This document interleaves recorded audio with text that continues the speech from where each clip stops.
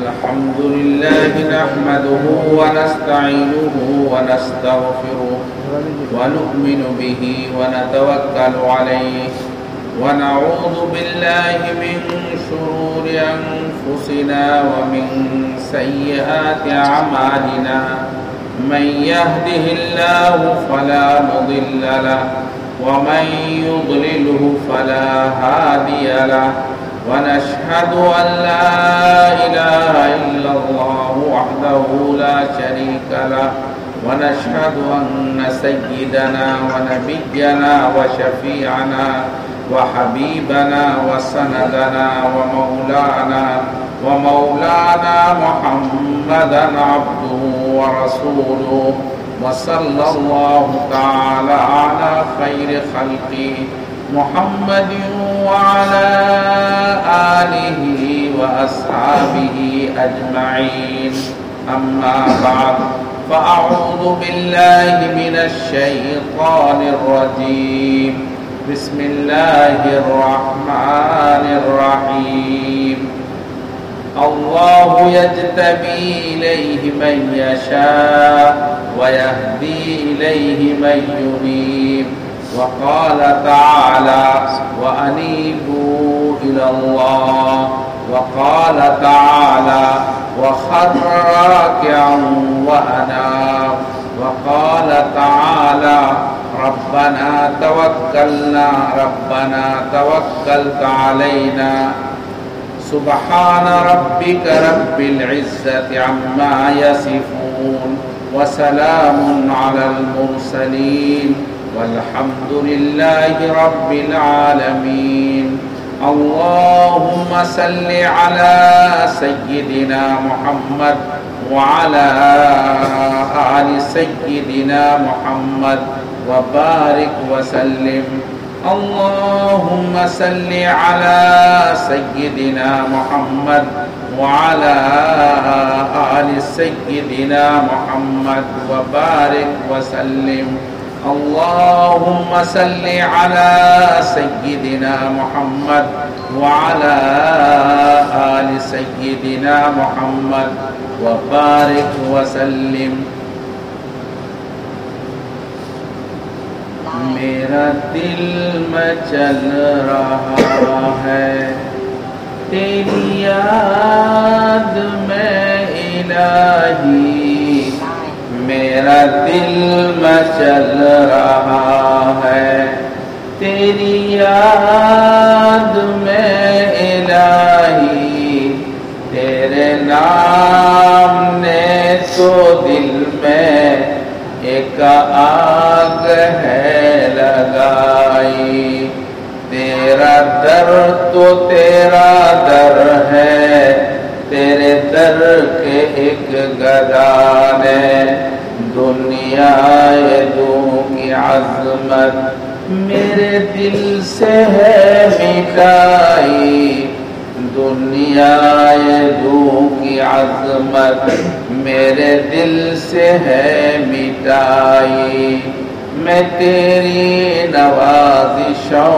پر حیران ہو رہا ہوں میں تیری نوازشوں پر حیران ہو رہا ہوں قاری نے مجھ کو سورت قرآن ہے سنائی میں تیری نوازشوں پر حیران ہو رہا ہوں قاری نے مجھ کو سورت رحمان ہے سنائی میرا دل میں چل رہا ہے تیری یاد میں الہی تیرے نام نے تو دل میں ایک آگ ہے لگائی معزز حاضرین کرام میرے بزرگوں اور دینی بھائیوں اور نوجوان ساتھیوں قرآن کریم کا حکم ہے اللہ تعالیٰ کی طرف انابت کرو اللہ تعالیٰ کی طرف متوجہ ہو جاؤ اللہ تبارک و تعالی کو اپنے دل میں بسا لو، اللہ تبارک و تعالی کو اپنے دل کے اندر خوب اچھی طرح جما لو، آپ کا دل اللہ تبارک و تعالی کی یاد سے غافل نہ رہے۔ قرآن کریم کا یہ حکم ہے، چنانچہ اس حکم کے پیش نظر اللہ کے رسول صلی اللہ علیہ وسلم اور آپ سے پہلے تقریباً نبیوں نے اللہ تبارک و تعالی کی یاد میں اپنے آپ کو ایسا لگایا کہ ایک سیکنڈ کے لیے بھی اللہ تعالیٰ کی یاد سے کبھی غافل نہیں ہوتے، ہمیشہ اللہ تبارک و تعالیٰ کو یاد کرتے، اللہ تبارک و تعالیٰ کو اپنے دل کے اندر محبت سے خوب اچھی طرح سے اللہ تبارک و تعالیٰ کا نام لیتے۔ قرآن کریم میں اللہ تبارک و تعالیٰ نے ایسے نبیوں کا بار بار تذکرہ کیا ہے جنہوں نے اللہ تبارک و تعالیٰ کو اس طرح اپنے دل میں جگہ دی ہے۔ حضرت ابراہیم علیہ نبینا علیہ السلام اللہ تبارک و تعالیٰ کی یاد میں ہمیشہ مستغرق رہتے تھے، ہمیشہ اللہ تبارک و تعالیٰ کو یاد کیا کرتے تھے۔ اللہ تعالیٰ نے ابراہیم علیہ السلام کو خلیل اللہ کہا ہے، اللہ تبارک و تعالیٰ نے ابراہیم علیہ السلام کو خلیل اللہ یوں ہی نہیں کہا، بلکہ آدمی اگر کسی سے عشق کرتا ہے اور اس پر فریفتہ ہوتا ہے تو فریفتہ ہونے کے بعد کبھی وہ اپنے محبوب کی یاد سے غافل نہیں ہوتا، ہمیشہ اپنے محبوب کی یاد میں لگا رہتا ہے، کبھی اس سے ہٹتا نہیں ہے، وہ بندہ خلیل ہوتا ہے۔ اللہ تبارک و تعالیٰ کو اس طرح فریفتگی کے ساتھ یاد کرنے والا، فریفتگی کا مطلب میں بھی بتا رہا ہوں آپ کو، ایسا اللہ تبارک تعالیٰ سے تعلق کرنے والا وہ بندہ خلیل ہوتا ہے۔ ابراہیم علیہ نبینا علیہ السلام کے دل میں اللہ تعالیٰ کی طرف سے ایسی فریفتگی تھی، فریفتگی اللہ تبارک و تعالیٰ سے ایسا تعلق کہ اللہ کے لیے ساری چیزوں کو قربان کر دے، ہر چیز نچھاور کر دے، کوئی چیز اس سے بچا کر کے نہ رکھے، وہ بندہ خلیل ہوتا ہے، اس کے دل میں خلت ہوتی ہے۔ ابراہیم علیہ نبینا علیہ السلام کے دل میں ایسی ہی اللہ تبارک تعالیٰ کی فریفتگی تھی۔ ابراہیم علیہ نبینا علیہ السلام آپ غور کریں، آپ کو بڑی حیرانی ہوگی۔ ابراہیم علیہ نبینا علیہ السلام کو بڑھاپے کے اندر ولادت ہونے والی ہے، بچہ پیدا ہونے والا ہے، اللہ کا حکم آتا ہے میرے خلیل تم میری وجہ سے اپنے بیوی کو جو ولادت کے بالکل قریب ہے، بچہ جنم دینے والی ہے، جاؤ اور اس کو ایک لپودت میدان میں چھوڑ کے آؤ۔ آپ تصور کر سکتے ہیں ایسی بیوی جو جان و دل سے اپنے شوہر پر قربان ہے، اس کے بارے میں حکم ہوتا ہے بیابان لپودت میدان کے اندر چھوڑ کے آؤ۔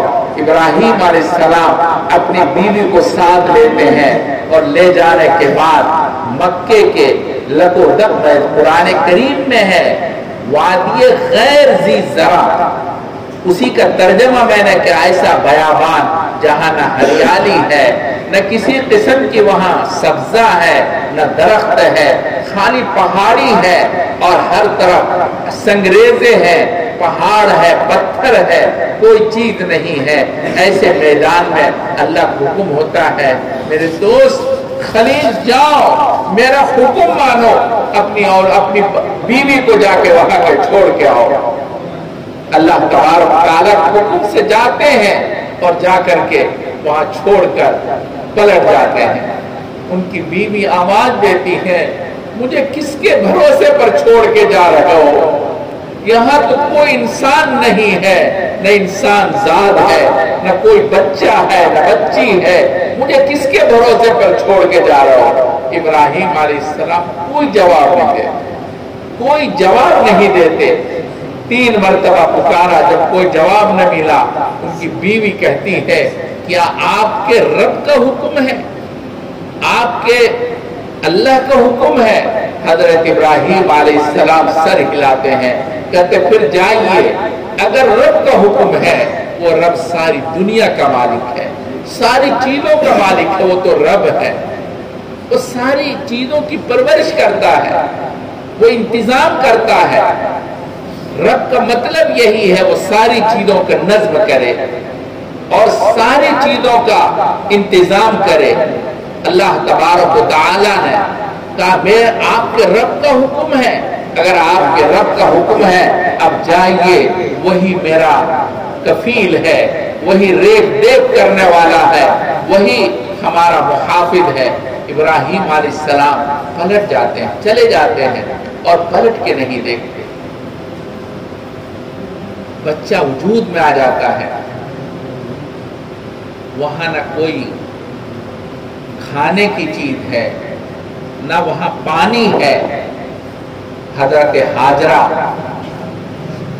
اپنے بچے کی پیاس, جب دودھ خشک ہوتا ہے اور پیاس کی وجہ سے ہاجرہ تڑپتی ہے اور بچہ بےتاب روتا ہے, تو وہ دوڑتی ہے اپنے بچے کی وجہ سے کہیں سے چلو پانی مل جائے.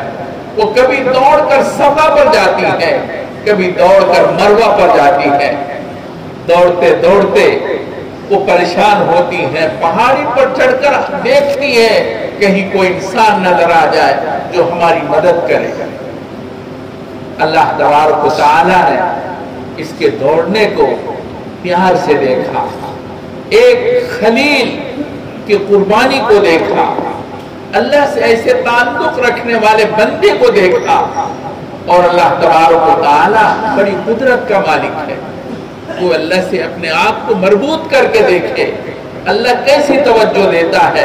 اللہ تبارک و تعالی نے اسی بچے کے ایڑی کے نیچے سے پانی جاری کر دیا. وہ بچہ جو ایڑی رگڑ رہا تھا, معصوم سا بچہ ہے, اسی کے نیچے سے چشمہ پھوٹ پڑتا ہے. اور جب ہاجرہ نے دیکھا, وہ دوڑی ہوئی آئی, پانی بہ رہا ہے, تو انہوں نے پانی کو چاروں طرف باندھ بنائی, باڑ بنایا, مٹی لگا دی اور اس وقت کہا زم زم, پانی رک جا رک جا. زم کے معنی رکنے کے ہیں. اللہ تبارک و تعالی نے ان کے اس الفاظ کی وجہ سے اس کا نام ہی زمزم رکھ دیا. یہ حضرت ہاجرہ کی قربانی کا نتیجہ ہے. میں یہ کہہ رہا تھا, اللہ تبارک و تعالی سے ایسا تعلق رکھنے والا, اللہ تبارک و تعالی کے لیے ساری چیزوں قربان کر دینے والا, وہ خلیل ہوتا ہے, حبیب اس سے نیچے ہوتا ہے. خلت کا درجہ محبت سے بڑھ کر ہے.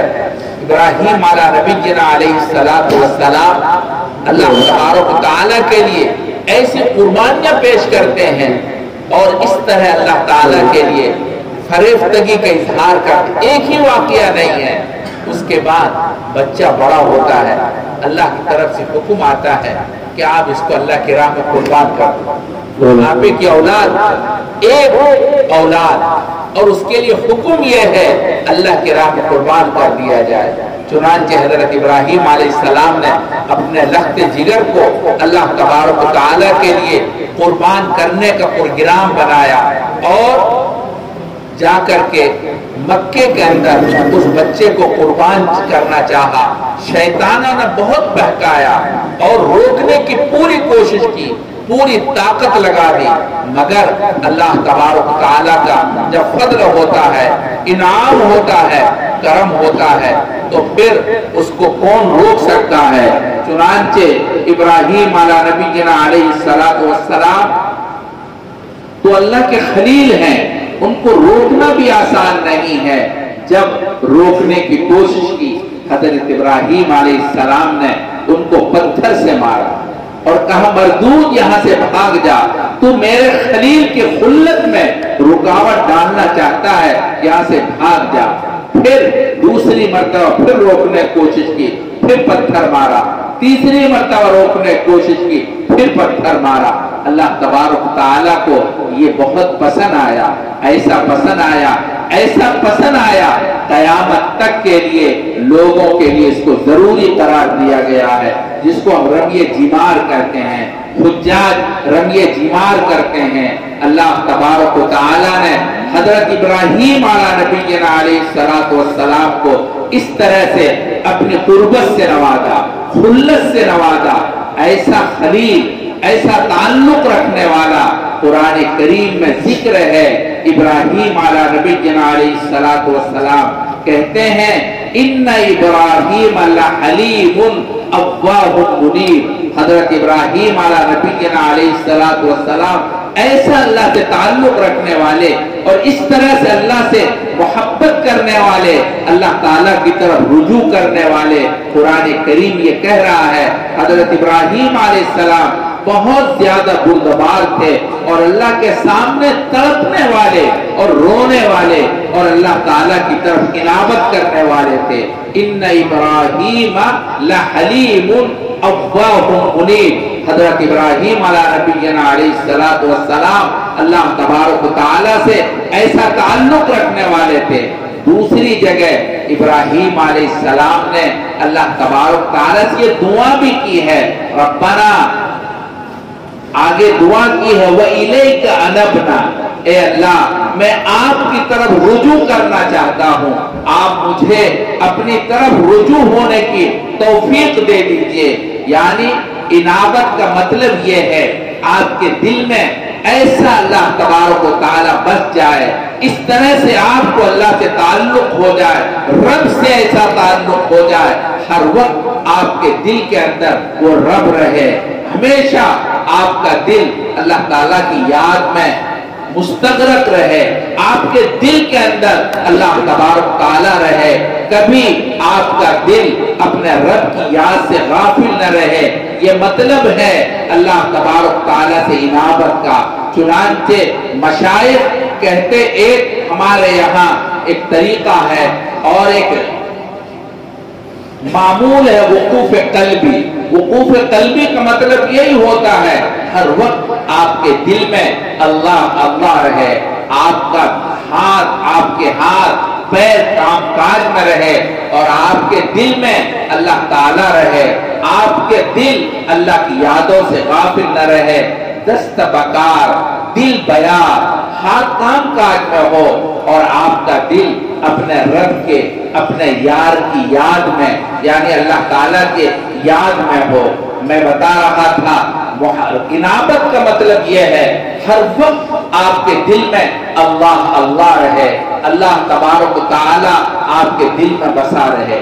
قرآن کریم میں حضرت داؤد علیہ السلام کا قصہ لکھا ہے۔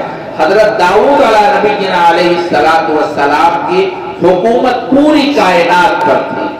اللہ تبارک تعالیٰ پوری کائنات بول رہا ہوں میں، پوری کائنات کا مطلب یہ ہے صرف انسان پر نہیں، انسانوں پر، انسان کے علاوہ حیوانوں پر، جنات پر، چرند پر، پرند پر، ساری کائنات پر حکومت تھی۔ لیکن میرے بھائی ہمارا معاملہ اللہ کے خاص بندوں کا معاملہ مختلف ہوتا ہے۔ ہمارا معاملہ ہمیں جب اللہ نعمت دیتا ہے ہم اسی طرح اللہ تعالیٰ کے نافرمان ہو جاتے ہیں، اور اللہ کے خاص بندوں کا حال یہ ہوتا ہے جب اللہ تبارک تعالیٰ نعمت سے نوازتے ہیں تو اللہ تعالیٰ کی طرف ایسے ہی رجوع کرنے والا، اللہ تعالیٰ سے تعلق قائم کرنے والا، اللہ کی یاد میں اپنے آپ کو لگانے والا ہوتا ہے۔ داؤد علیہ السلام اللہ کے خاص بندے ہیں۔ داؤد علیہ السلام نے پورے 24 گھنٹے کا ایسا معمول بنا رکھا تھا، ایک سیکنڈ بھی ایسا نہیں گزرتا جس میں اللہ تعالیٰ کا نام نہ لیا جاتا ہو۔ ان کے گھر کے اندر 24 گھنٹے کے نظام تھا، ہر وقت اللہ تبارک تعالیٰ کا ذکر ہوتا تھا، ہر وقت اللہ تعالیٰ کو یاد کیا جاتا تھا، 24 گھنٹے کے نظام تھا۔ انہوں نے اپنے پورے گھر کا نظام بنا رکھا تھا۔ کوئی نہ کوئی ہر وقت اللہ اللہ کہتا رہے. 24 گھنٹے کے نظام تھا. خانقاہ رائے پور کے اندر قدیم زمانے سے ایسا ہی نظام ہے.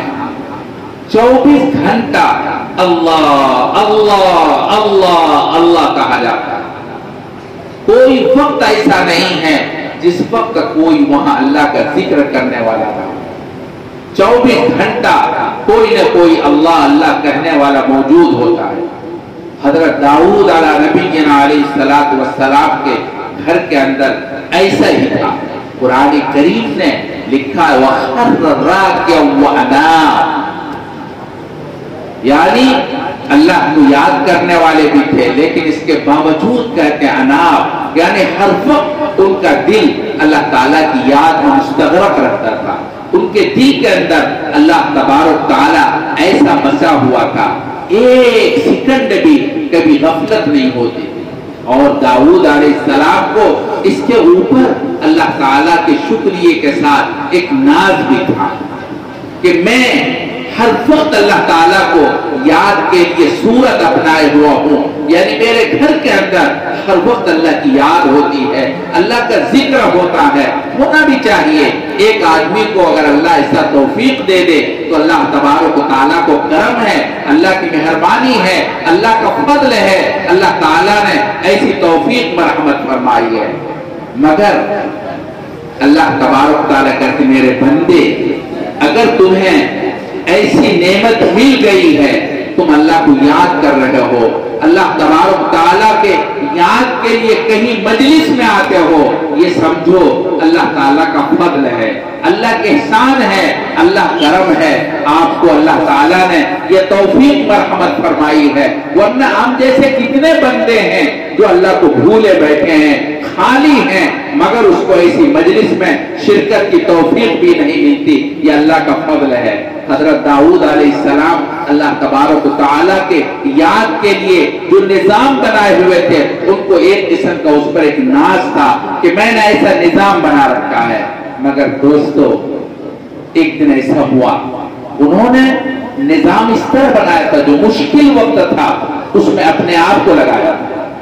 ایسا نہیں بادشاہ ہے لیکن ایسا نہیں کیا انہوں نے کہ دوسروں کو لگا دیا اور پھر آزاد ہو گئے، بلکہ اپنے آپ کو مشکل وقت کے لیے اپنے آپ کو لگایا. یعنی رات کے وقت میں جب سونے کا وقت ہوتا ہے ایسے وقت میں حضرت داؤد علیہ السلام نے ذکر کے لیے اپنے آپ کو لگایا.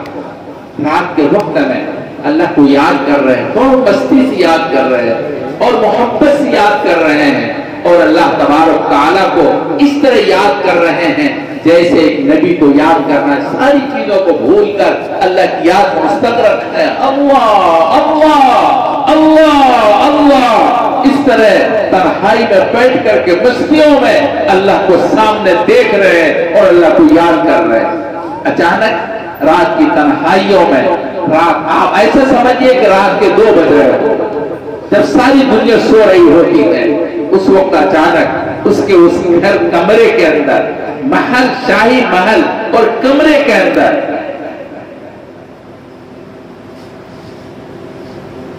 قرآن کریم نے نقل کیا ہے 2 بندے آتے ہیں. داؤد علیہ السلام گھبرا جاتے، کیا بات ہے؟ تو کہتے گھبرائیے نہیں، میں ایک مقدمہ لے کر آیا ہوں. چنانچہ داؤد علیہ السلام کو ڈانٹتے ہیں، کہتے یہ کیا کہہ رہے ہو؟ یہ کوئی مقدمے کا وقت ہے، یہ کوئی فیصلے کا وقت ہے.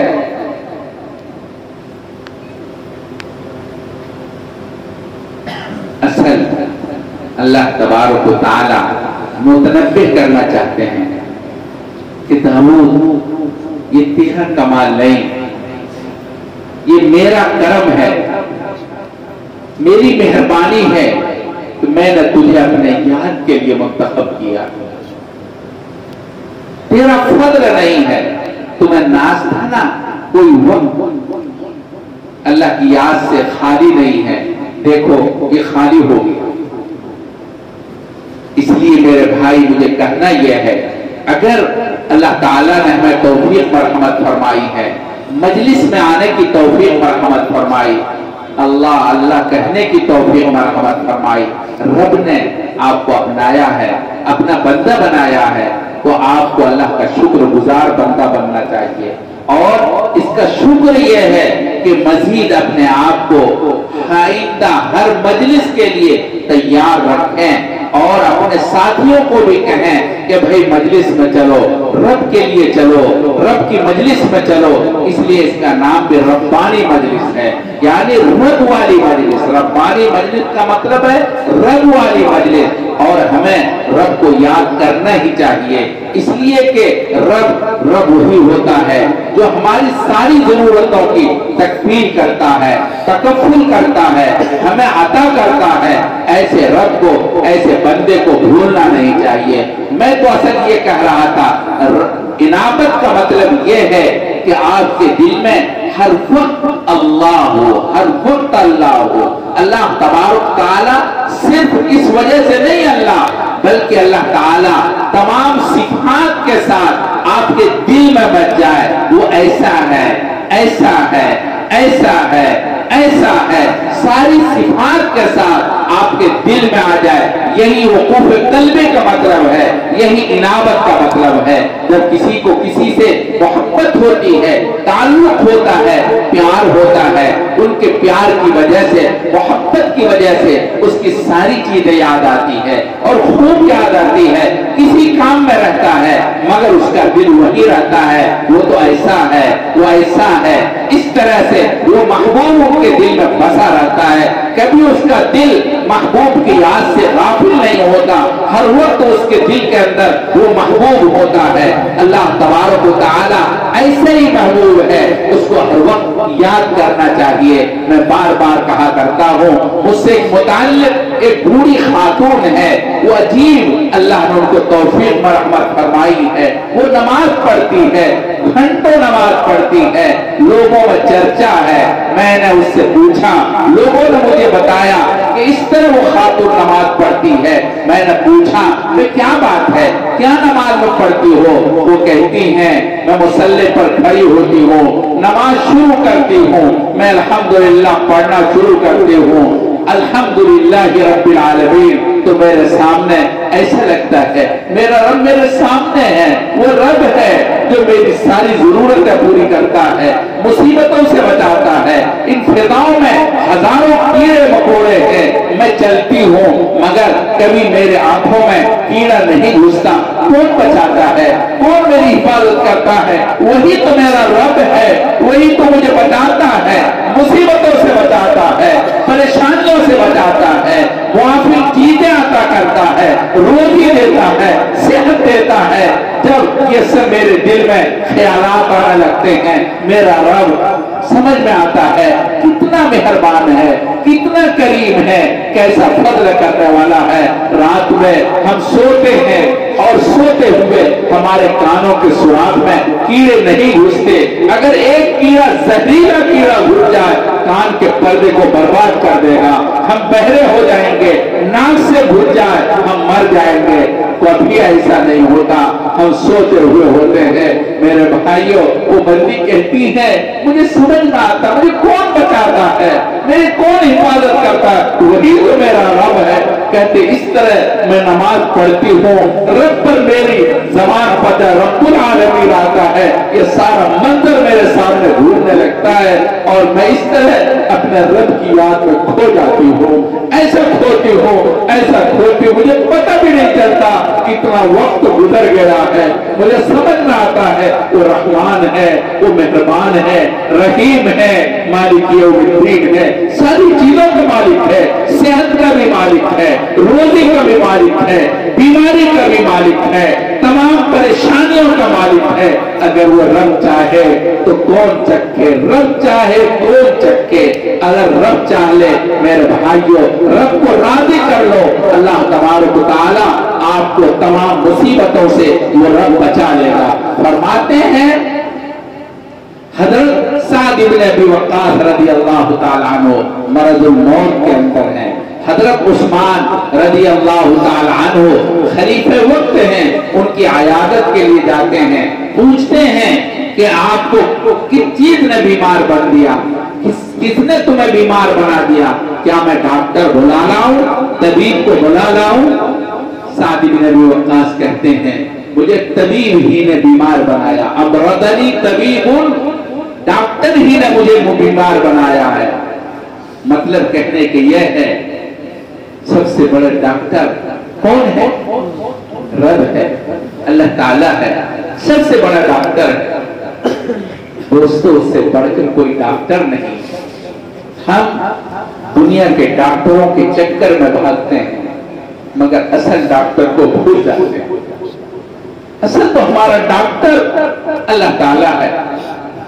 مراکش کی ایک لڑکی لیلا نام تھی، عربی اخبار میں آیا تھا اور فوٹو کے ساتھ آیا تھا، میں نے اس کو پڑھا تھا۔ وہ مراکش کی لیلا نام کی لڑکی اپنے زمانے کی سب سے زیادہ معروف اور ہمارے اعتبار کو فلمی ہیروئن، بہت خوبصورت تھی ہر اعتبار سے، مگر اتنی ہی اللہ تبارک تعالیٰ کی ناقدری تھی، پر مسلمان تھا مگر اللہ تعالیٰ کو کبھی یاد کرنے والی نہیں تھی۔ ان کو کینسر کا مرض ہو گیا، ڈاکٹروں سے رجوع ہوا، رجوع ہونے کے بعد ڈاکٹروں نے کہا تمہارا مرض ابھی ابتدائی مرحلے میں ہے، تم دوا استعمال کر لو ٹھیک ہو جاؤ گی، لیکن کینسر کی دوا ہارڈ ہوتی ہے، جب تم استعمال کرو گی تمہارے سر کے بال گر جائیں گے، چہرے کے اندر جھریاں پڑ جائیں گی۔ تو وہ تو خوبصورتی پر مرنے والی تھی، اس لیے انہوں نے کہا ڈاکٹر صاحب یہ نہیں ہو سکتا، میں جان دے سکتی ہوں مگر اپنی خوبصورتی برباد کرنے کے لیے تیار نہیں ہوں، میں مر سکتی ہوں، مجھے نہیں چاہیے علاج، میں مر جاؤں گا۔ مگر علاج نہیں کیا، دن گزرتا رہا، مرض بڑھتا رہا، یہاں تک کہ مراکش کے ڈاکٹروں نے لا علاج قرار دے دیا۔ اخیر میں جب تکلیف بڑھی تو ڈاکٹروں نے یہ کہہ دیا کہ اب یہ آخری سٹیج پر ہے، یہ 1 ہفتے کی مہمان ہے، اس کو شوہر کو الگ، شادی ہو چکی تھی، شوہر کو الگ بلا کہا جس کو آپ اس کو جو کچھ، ڈاکٹروں کا بھی ایک ڈاکٹر ہے، ان ہسپتالوں کو ایک بڑا ہسپتال ہے، وہ ہے خانہ کعبہ۔ ہم کیوں نہ اس ہسپتال میں داخل ہو جائیں؟ چنانچہ پیرس سے سیدھا ٹکٹ لیا اور خانہ کعبہ کے لیے روانہ ہو گئے۔ میاں بیوی، خود مراکش کی وہ لیلا نے بہت اچھا لکھنے والی تھی، خود اپنا مضمون خود لکھا تھا، بہت لکھاڑ تھی، عمدہ لکھنے والے۔ چنانچہ اس نے لکھا کہ جب میں جدہ ایئرپورٹ پر اترا اور میں ٹیکسی پر مکہ المکرمہ جانے کے لیے روانہ ہوئی تو کہتے میری آنکھوں سے آنسو نہیں تھم رہے تھے، میں مسلسل رو رہی تھی اور مجھے یہ یاد آ رہا تھا میری عمر اس وقت 22 سال تھی، 22 سال کی عمر میں کبھی میں نے اللہ کو نہیں پکارا، 22 سال کی عمر تک نماز تو دور کی بات ہے، وہ کہتی میری زبان پر کبھی اللہ نہیں آئے، میں اس رب کی بارگاہ میں جا رہی ہوں، میرا کیا ہوگا؟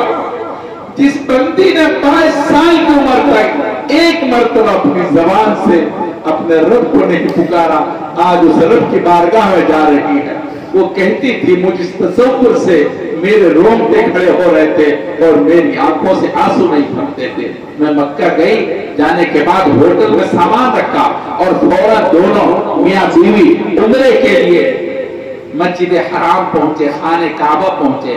پہنچنے کے بعد وہ کہتی ہیں ہم نے طواف کیا، طواف کرنے کے بعد اپنے شوہر سے کہا عمرہ سے فراغت کے بعد تم ہوٹل میں جاؤ، میں ہوٹل میں نہیں جانا چاہتی ہوں، میں تو بس اب یہیں سے مر جانا چاہتی ہوں، میں یہاں سے باہر نہیں جانا چاہتی۔ وہ کہتی ہیں کہ میں تکلیف مجھے بہت تھی، پورے بدن میں پھوڑے تھے کینسر کے، میں بہت تکلیف میں دی تھی، مجھے چین نہیں تھا، میں بہت روتی تھی، میری آنکھوں سے آنسو ہر وقت بہتے رہتے تھے۔ مصری عورتوں نے مجھے دیکھا تو آج کہا تم روتی کیوں اتنا، کیا بات ہے؟ تو میں نے ان کو کیفیت بتائی. اس نے کہا ڈرو نہیں، تم اللہ کی بارگاہ میں ہو، اللہ سے دعا کرو، اور یہ جو زمزم کا پانی ہے اس پانی میں شفا بھی ہے، پانی لے کر اپنے بدن پر ملو. وہ کہتی ہیں لیلا ملنے کے نام سے میرا تو ہوش اڑ جاتا تھا، اتنی تکلیف تھی ہاتھ میں لگا نہیں سکتی تھی، لیکن خیر ان عورتوں کہنے سے میں نے دھیرے دھیرے پانی کو زخم پر بدن پر ملنا شروع کیا اور اللہ سے دعا کرنی شروع کر دی.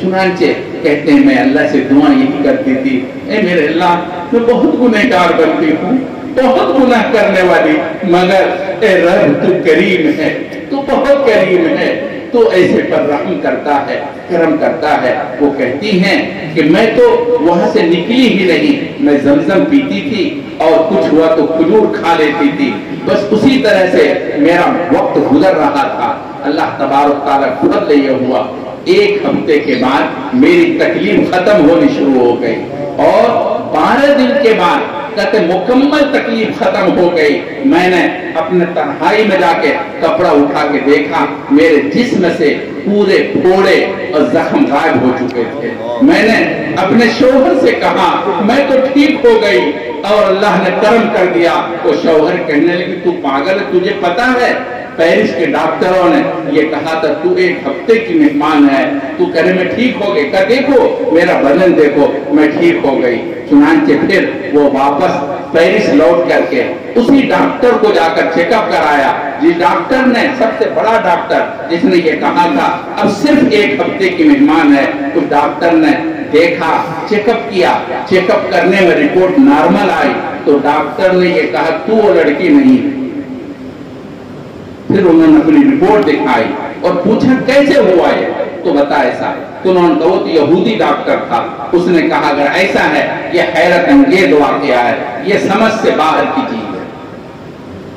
میرے بھائی یہ مجھے کہنا یہ ہے، ڈاکٹروں کا ایک ڈاکٹر ہے، وہ سب سے بڑا ڈاکٹر وہی ہے، وہی شفا دیتا ہے. سعد بن ابی وقاص نے کہا کہ سب سے بڑے ڈاکٹر ہی نے مجھے بیمار بنایا، تم کس ڈاکٹر کو بلاؤ؟ میرے بھائی ہم اللہ سے غافل ہیں، اللہ تبارک و تعالیٰ سے دور ہیں. سعد بن ابی وقاص نے سختی سے منع کر دیا، مجھے ڈاکٹر نے بیمار کیا، تم کس ڈاکٹر کو بلاؤ گے؟ امرضنی طبیب، مجھے ڈاکٹر ہی نے بیمار کیا ہے.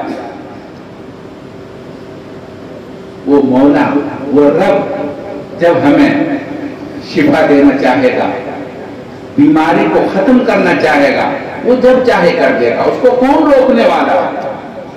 میرے بھائی اس اللہ سے مانگ کر کے دیکھو، اللہ سے طلب کر کے مانگو، دیکھو کیسے بیماری سے شفا ملتی ہے.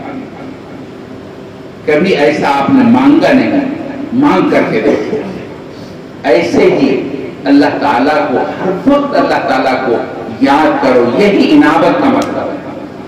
یہ خانقاہ ایسی چیزوں کے لیے قائم کی جاتی ہے، وہاں کو اللہ کو ایسا یاد کیا جائے، وہاں بیٹھ کر اللہ اللہ اللہ اللہ کہا جائے، اللہ کو یاد کیا جائے، رب کو یاد کیا جائے.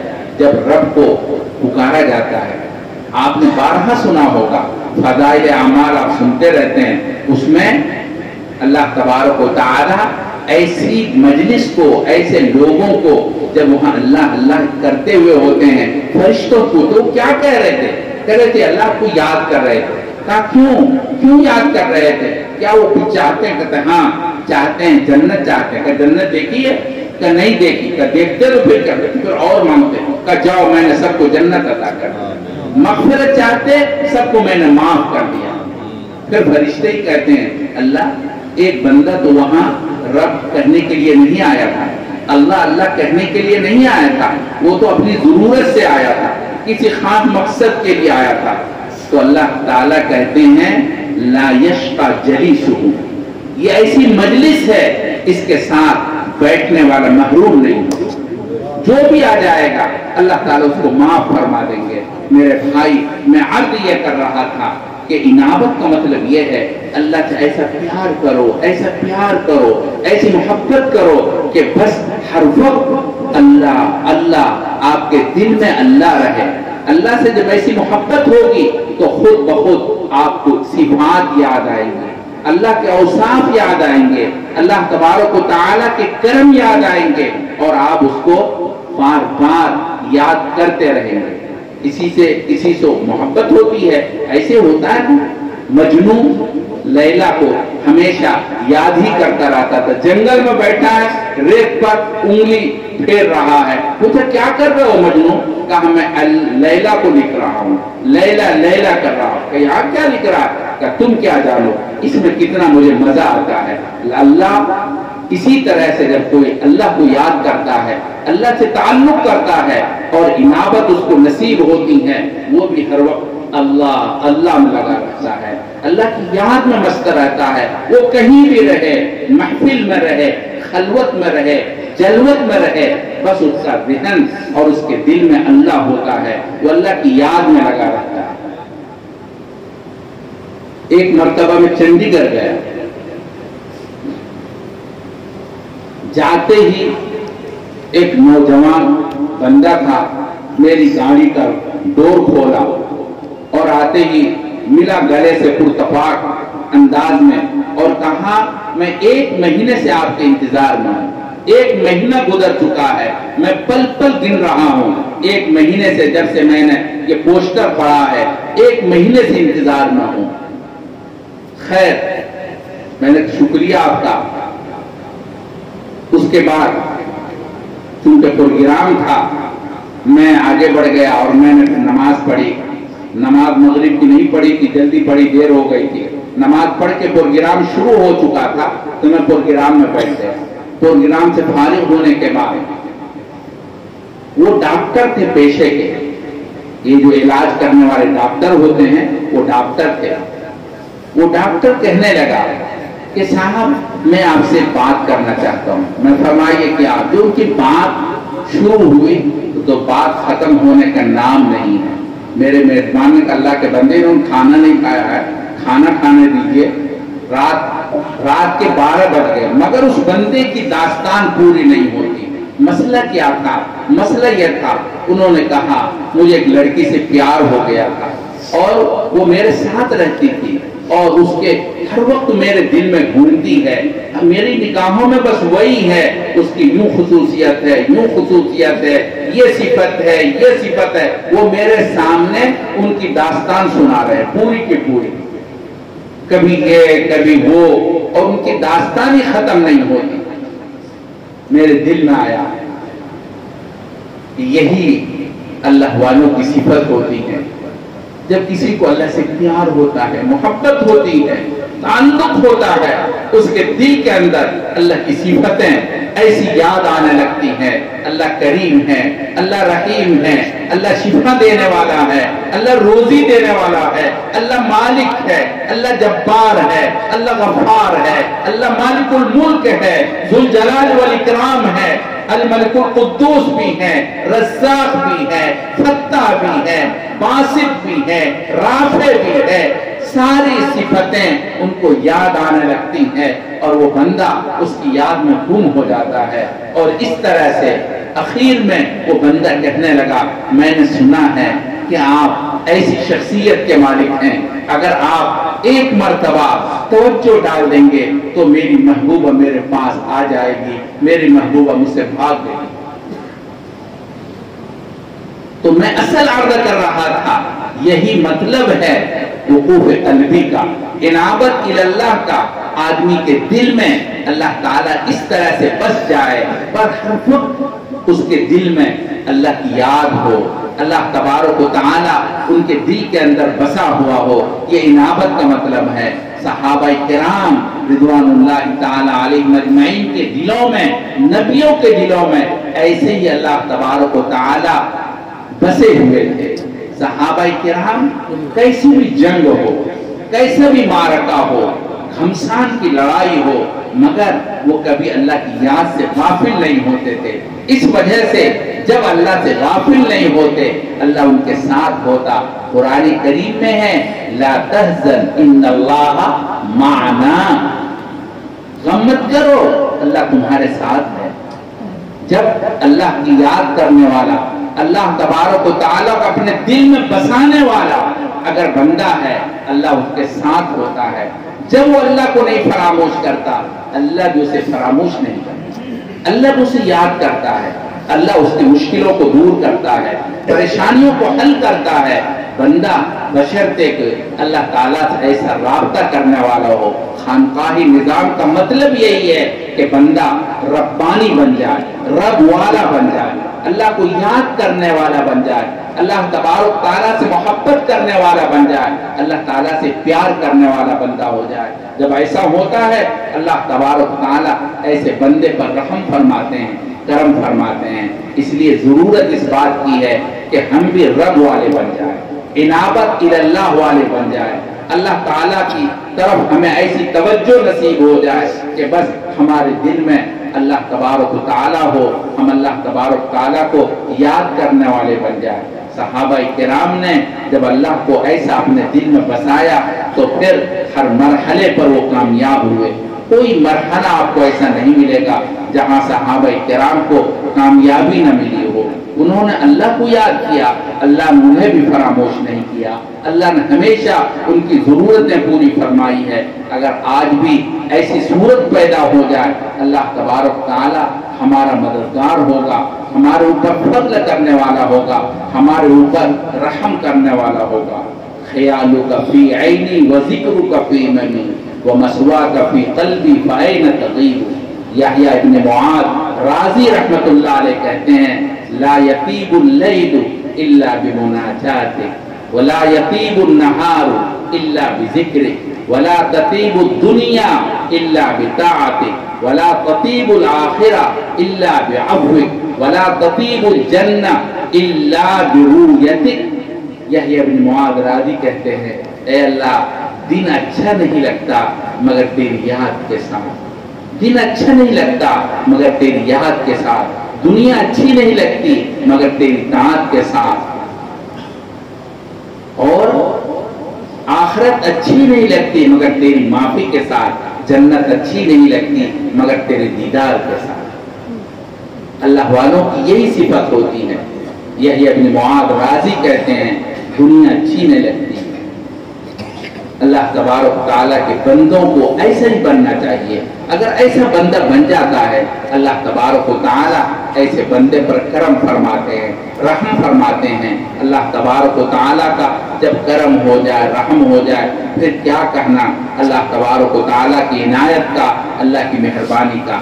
اس لیے آپ یہاں عہد کریں کہ ہمیں ربانی بننا ہے، رب والا بننا ہے، خانقاہ سے جڑنا ہے، اپنے دل میں اللہ کو بسانا ہے، اللہ تبارک تعالیٰ کو اپنے دل کے اندر جگہ دینا ہے، اللہ کا دوست بننا ہے، خلیل بننا ہے. اگر ایسی صفت نصیب ہو جائے آپ بن کے دیکھیے پھر کیا صورت ہوتی ہے، وہ تو آپ بننے کے بعد محسوس کریں گے. اللہ تبارک و تعالیٰ کی یاد میں کتنا مزہ آتا ہے.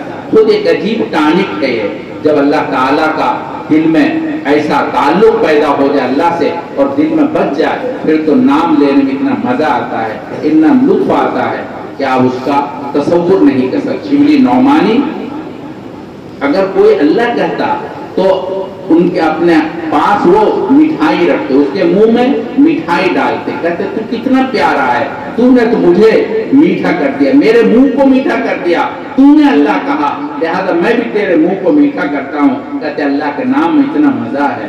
اللہ تبارک و تعالیٰ کے ذکر کے اندر ایسے لطف آتا ہے. اس لیے میرے بھائی ہمیشہ کوشش کریں روز میں صحیح، ہفتے میں صحیح، مہینے میں صحیح ضرور اللہ تعالیٰ کو یاد کرنا چاہیے. میں نے اس سے پہلے بتایا تھا حضرت تھانوی رحمت اللہ علیہ نے نقل کیا ہے اگر محبت کے ساتھ روزانہ ایک تسبیح سب مل کر کے پڑھ لیں تو اللہ تعالیٰ اس کا خاتمہ ایمان پر فرمائیں گے. اس کا خاتمہ ہمیشہ ایمان پر ہوگا.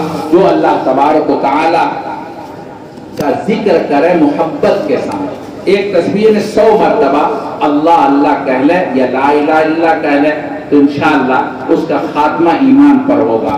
اللہ تعالی ہم سب کو ذکر کی توفیق مرحمت فرمائے اور خوب خانقاہ سے فائدہ اٹھانے کی توفیق نصیب فرمائے۔